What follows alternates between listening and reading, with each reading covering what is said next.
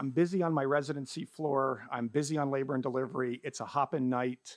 We're busy with lots of deliveries. A lady comes in and I start my conversation.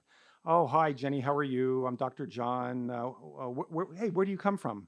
Or where do you live? I'm in Norfolk, Virginia, by the way. I'm from outside of San Diego. Oh, you're outside San Diego visiting? No, I just drove out here. San Diego, California, you're talking about, not, Virginia. No. I got on the road and I just drove as far away as humanly possible from my home. Really?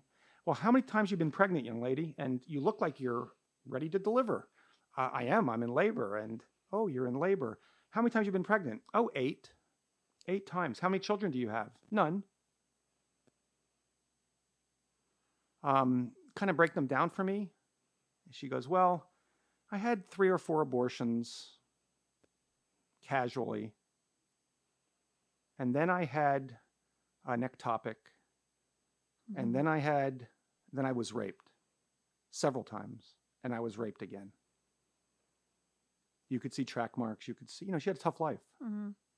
She goes, but I think I'm grown up now. Couldn't do it again. I looked back at my life. And so I drove on whatever that main highway is across the country. And if you look at San Diego and draw it out to, it's there. She went as far as she could, Norfolk, Virginia. We delivered her vaginally. She kissed the baby and gave it away. Said, I can't keep it. Give it to social services. I think I'm good. And I never saw her again. She never came back to the clinic.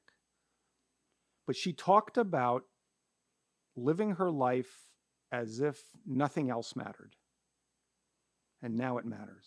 And when she looked at me, and I still remember this as a resident, she says, I'm going to do something good for this kid because this child is not the product of rape. This child is, and by this point, I was listening to her. And I kept thinking, well, which one of us is judged by the situation of how our parents conceived? We have no question.